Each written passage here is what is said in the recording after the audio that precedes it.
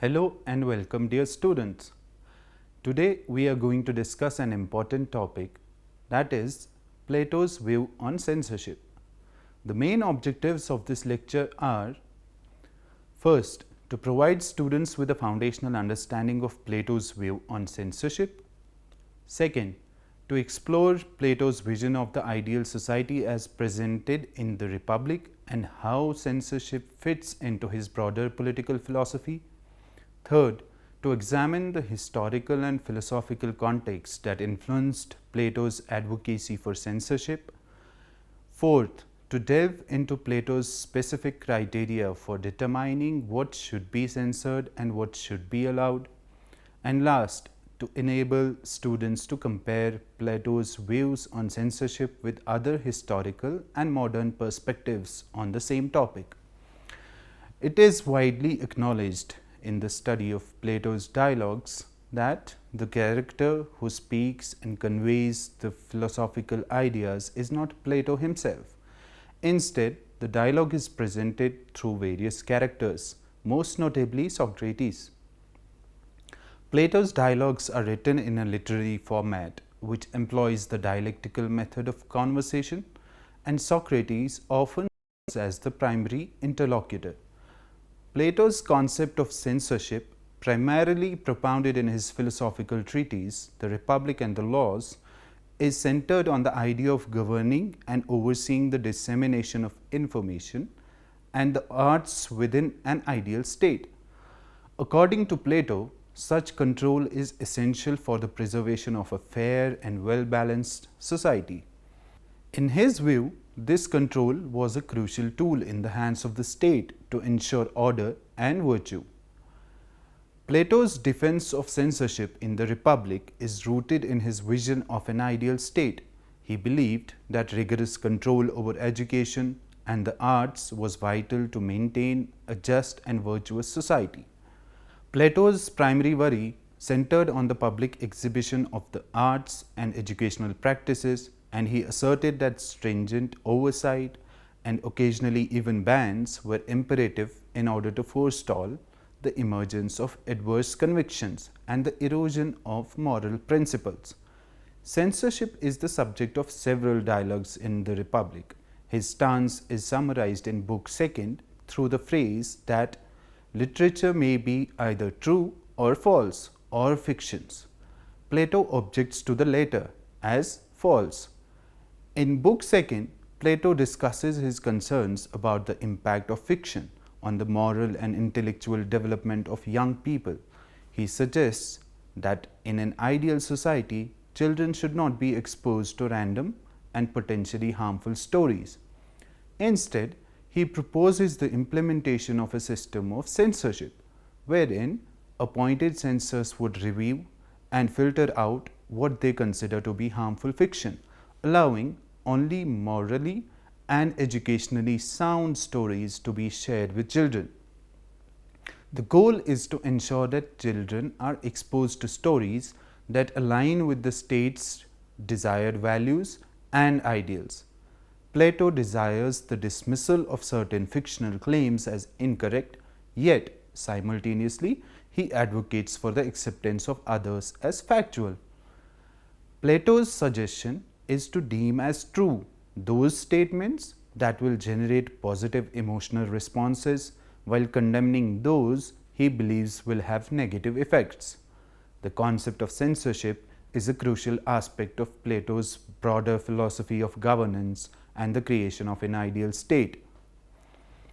Plato's main premise was that a well-functioning state required upright citizens who were shielded from harmful ideas and images during their upbringing.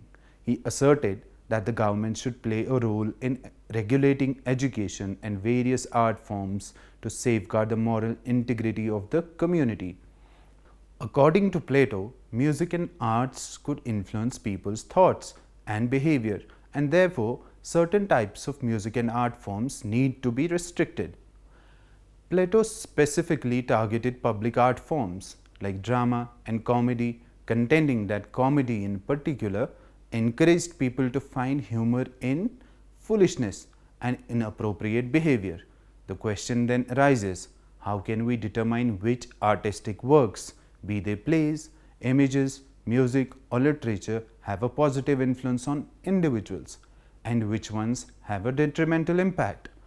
Plato proposed a remedy by suggesting the creation of a society led by individuals born with inherent virtuous qualities and provided with the most comprehensive philosophical education available, nurturing their deep love for wisdom. He believed that philosopher kings, individuals raised with noble qualities and extensive philosophical education, should be entrusted with the task of determining what content promotes moral and virtuous conduct and what may have a detrimental effect on society. Plato places the highest importance on the educational institutions in the Callipolis, that is, his ideal state. He asserts that the paramount element is education and upbringing. Plato firmly believes that these institutions are the cornerstone of his revolutionary proposals for an ideal society. He argues that his educational system not only promotes the highest level of justice but also maximizes the happiness of those who undergo this form of education.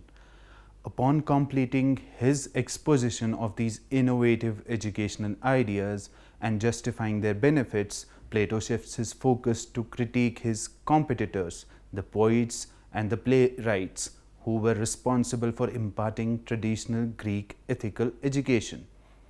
In Book 10 of the Republic, Plato addresses the shortcomings of traditional education through literature and the arts, aiming to illustrate the inadequacy of these traditional forms of education when compared to his own vision of an ideal, just, and harmonious society.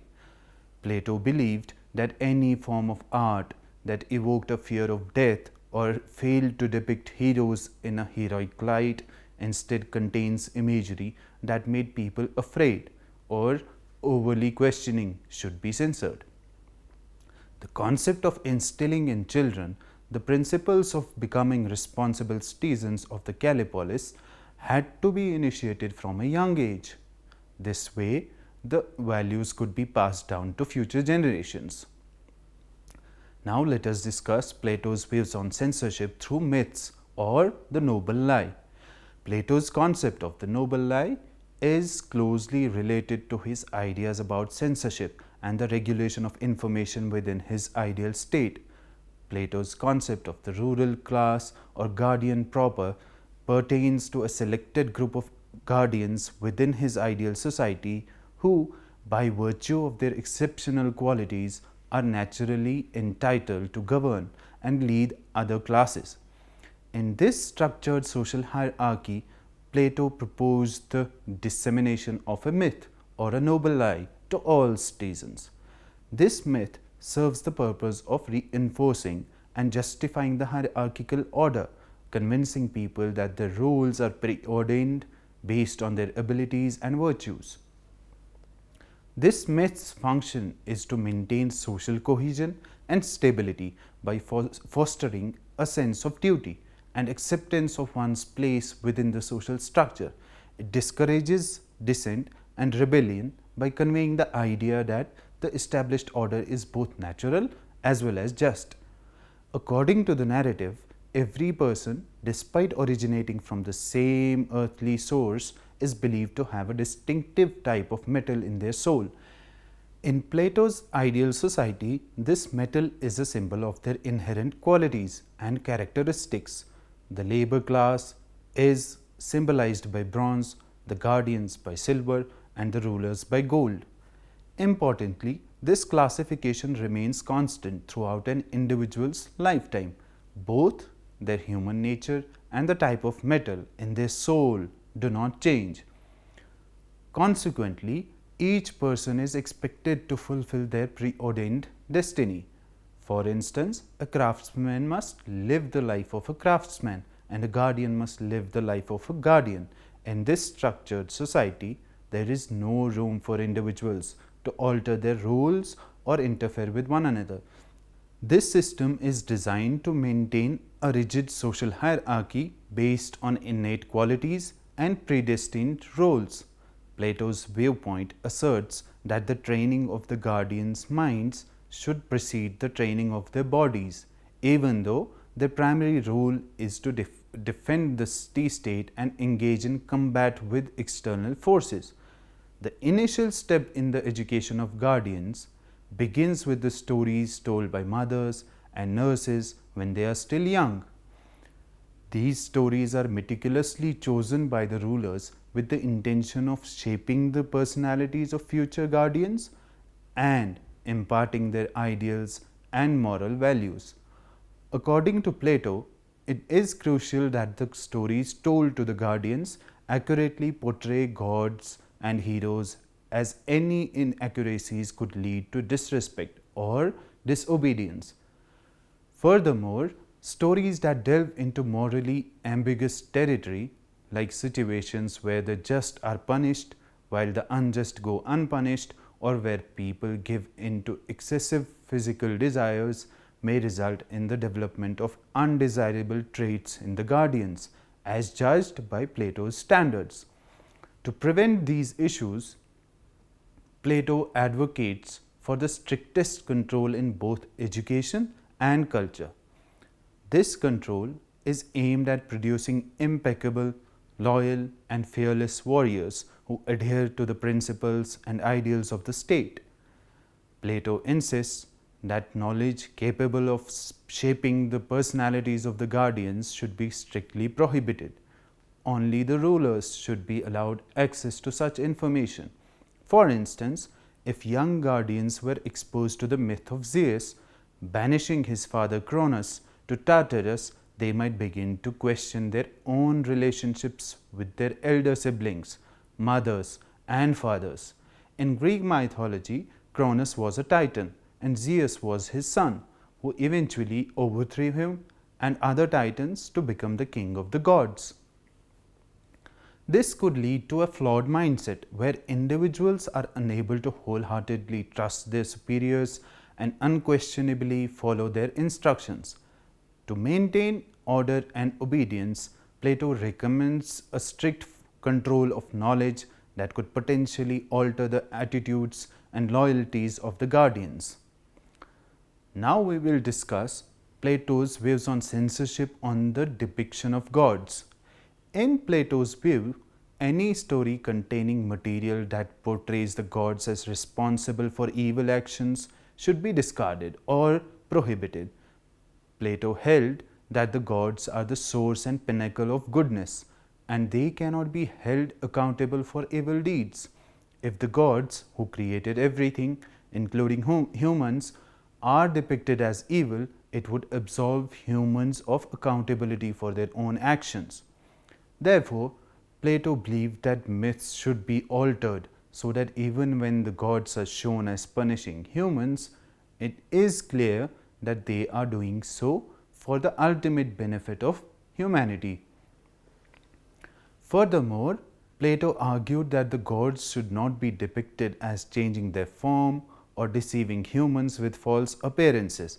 He believed that the gods, although not actively involved in human affairs, are perfect, unchanging, and entirely good. To portray gods as having multiple forms or being deceitful in various stories is to suggest that the gods are flawed and deceptive beings, which contradicts Plato's perception of them as perfect and benevolent. Plato firmly asserted that stories should not portray the divine as the origin of evil. In his view, it was essential to maintain a perception of the divine as inherently good and benevolent, and to avoid any depiction that attributes evil to the gods. Plato's perspective on the nature of the gods and the portrayal of their actions in myths reflects his philosophical beliefs and the importance of upholding the gods as models of goodness and morality in his ideal society. Plato's focus lies primarily on the accounts provided by Homer, Hesiod, and the tragedians regarding the actions of gods and heroes. He doesn't delve deeply into the content concerning what these poets narrate about human conduct and human destinies. However, Plato contends that such stories fall into the realm of imaginative narratives, and it is the censor's responsibility to guarantee that stories of this nature evoke the intended emotional responses. Plato asserts that certain fundamental truths exist regarding the nature of gods and heroes. For instance, gods are inherently good and unchanging, incapable of deception, injustice, or any form of evil. Therefore, if Homer, Hesiod, or any other poet describes a god engaged in actions that contradict these attributes, they are presenting something that is untrue. Such actions never took place. As an example, when Homer portrays Proteus transforming into a lion and a snake when Menelaus and his friends approach, this is an action inconsistent with the nature of unchanging beings. Plato emphasizes that all such assertions, which he illustrates with numerous examples and condemns as both false and detrimental, should be removed from imaginative literature. Homer, in particular, is the primary focus of his critique. Now, we will discuss Plato's views on censorship on tales of afterlife.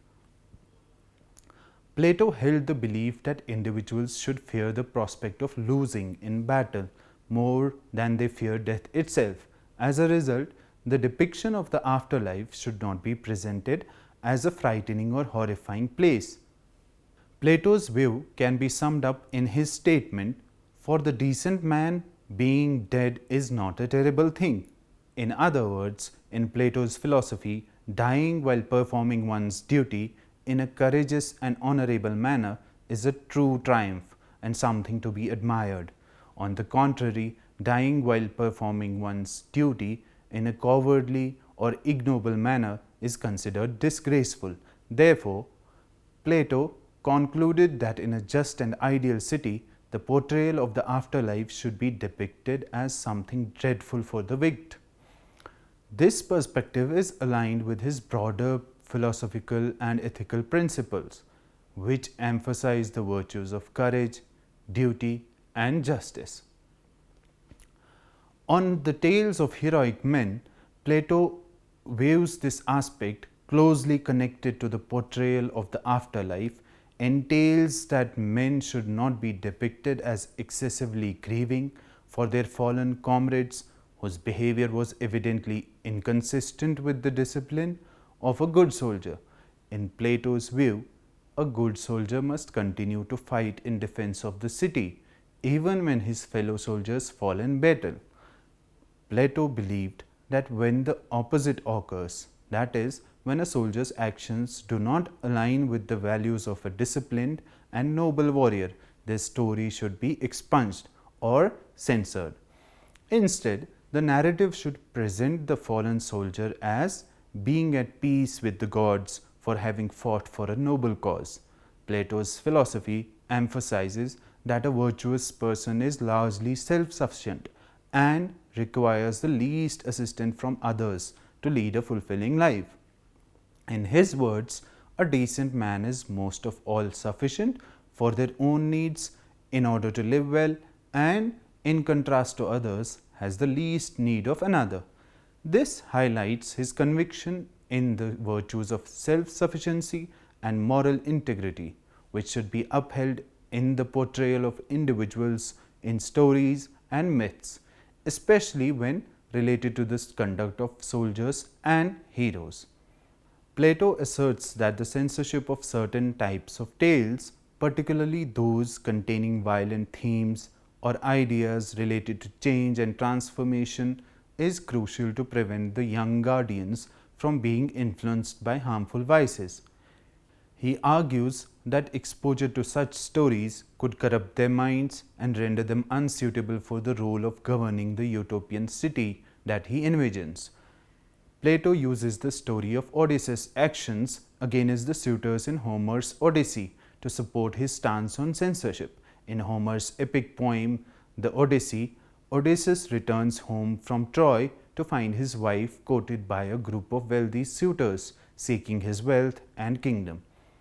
In a fit of anger, Odysseus violently kills these suitors in a gruesome manner.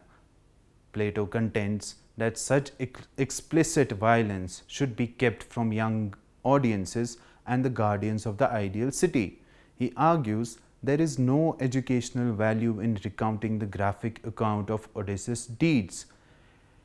In the Odyssey, Odysseus is depicted as a hero and a role model, and sharing such brutality could potentially influence impressionable minds to perceive it as a noble and heroic behavior. This kind of violence is incongruous with the vision of an ideal city, especially when committed by its rulers. The only possible advantage of telling this story is to impart the harsh realities of the world to young guardians at an early age, but this lesson can be conveyed through many other stories with much less emphasis on violence. Notably, the people of ancient Greece, including those in Plato's time, perceived the Odyssey as a work of fiction. They mainly regarded it as a source of entertainment, yet they also recognized its significance in imparting crucial life lessons and fostering a deeper connection with Hellenic culture. This distinction is key because it enables one to explore how the very same narrative, which previously deemed as lacking benefits, can be seen as valuable for the intellectual and moral development of the youth in Plato's ideal society. Now we will discuss Plato's views on censorship of music and poetry. Plato strongly condemns poetry in its entirety and aims to eliminate it from his ideal society because he believes poets corrupt moral values, merely mimic reality, and mislead people. He argues that the craft focuses on the surface rather than underlying truth. Plato's desire is for poets to convey a representation of the concept of goodness. Plato asserts that poets, in a similar way to painters, create representations that are merely illusions of reality. So, when a painter depicts a bed, what they create is a mere illusion of a bed, a visual interpretation of a bed from a particular viewpoint. This painted bed is not a real bed at all. You cannot use it for sleeping, nor can you infer from seeing numerous such illusory beds what a real bed, one made by the carpenter, is like. These painted beds are entirely deceptive and have no value as metaphysical references. Likewise, poets engage in depicting or mimicking illusions or superficial aspects of the genuine article. Instead of creating illusions of beds and tables, they craft a kind of illusion of moral conduct. This illusion is just as distant from genuine, real world good behavior as a painter's portraits are from reality. It is as imitators that Plato condemns painters and poets. They are not only restricted in their vision as they are directly imitating and or portraying mere appearance. It follows that a poetic work has no referential value and so no cognitive value beyond the images it imitates or portrays. In the story which the poet presents to us, there is no pointer to any truth behind the scenes.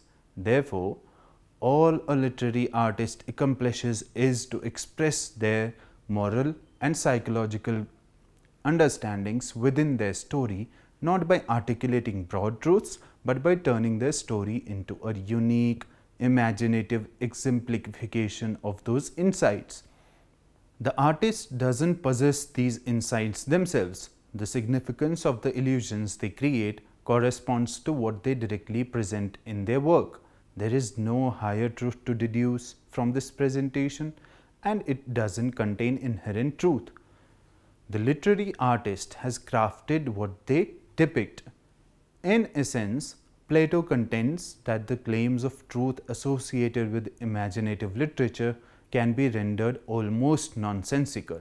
What it directly portrays is evidently not grounded in reality. Truth, as a matter of fact, isn't its primary focus. Its primary focus is to engage and evoke emotions.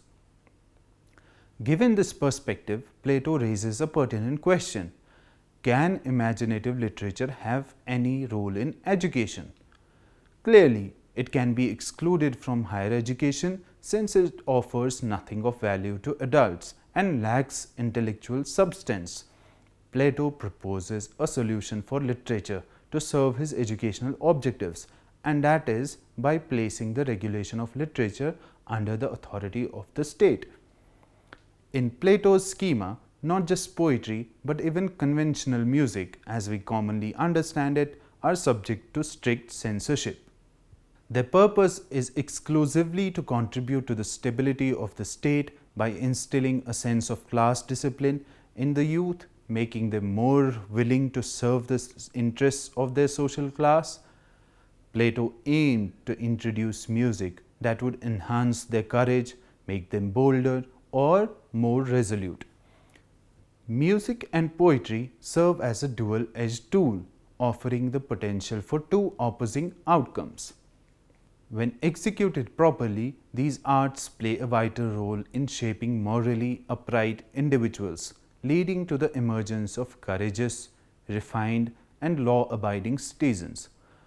However, if executed improperly, they can lead to the deterioration of citizens' character and over time the downfall of the state. This is why within the Republic we can discern a thorough evaluation of conventional poetry and a suggestion for reshaping poetry within the framework of Plato's educational blueprint. Notably, Plato views poetry, music, and physical training collectively as instruments for nurturing well-balanced and morally upright individuals. To address the issues associated with imitative poetry, we can consider two approaches. First, we can exclude poets who create their works without a proper understanding, or secondly, we can encourage knowledgeable individuals well versed in both human as well as divine matters to compose new poetry that faithfully imitates virtuous actions and accurately portrays the divine. This proposal aligns with what we encounter in Plato's Laws, where the concept of the elders' chorus is introduced. This group consists of individuals aged between 30 and 60 who are required to possess expertise in three crucial aspects. 1. Understanding the essence of what is being depicted. 2. Assessing the accuracy of the representation. And 3. Evaluating the moral value conveyed through the use of language, melodies, and rhythms. In Plato's philosophy, the human soul is categorized into three distinct parts: the rational, the appetite, and the separate. He maintains that in a well-balanced human soul, each of these parts should fulfill its designated role without overstepping its boundaries. In such a scenario, a virtuous human soul is one in which reason holds authority over the entire soul, and the other parts dutifully follow and uphold reason's guidance. The primary concern with imitative poetry is that it disrupts the harmony within the soul by prompting the lower aspects of the soul to defy the guidance of reason. Now, let us look at the critical appraisal of Plato's views on censorship. Plato raised objections to specific stories in Homer's works, claiming that they needed to be suppressed because they did not provide an accurate representation of the gods. However, it's evident that Homer depicted the gods having a unique relationship with humans. Plato suggested that Homer should employ an honorable form of deception when the gods appeared in a negative light. But can there be a justifiable basis for deception? Whether a falsehood pertains to a person's character or to something else, a lie remains a falsehood. Hence, it seems contradictory to suggest that Plato's concept of censorship involves distorting the truth exclusively for the god's benefit. Plato's argument for censorship is rooted in a desire to shape the moral and intellectual development of citizens, particularly the youth. He aims to create a society that upholds certain virtues and values, and censorship is a means to that end by controlling the narratives and stories that citizens are exposed to. Plato seeks to create a harmonious and stable society. He believes that certain types of literature can disrupt this harmony and therefore should be censored. However, one of the primary criticisms of Plato's censorship is the limitation it places on freedom of expression and freedom of creativity. By controlling and censoring artistic and literary works, there is a risk of stifling innovation and the free exchange of ideas. Plato's criteria for what should be censored and what should be allowed are subjective and based on his own philosophical beliefs. This raises questions about who gets to decide what is morally correct and what is not, potentially leading to an authoritarian control over artistic expression. The power to censor can be easily abused. Plato's vision of a small group of rulers controlling what the masses can or cannot see, hear, or read raises concerns about manipulation and the use of censorship for political and ideological purposes. In summary, Plato's idea of censorship appears to be excessively utopian. Crafting a literary masterpiece of such magnitude is an immensely challenging task.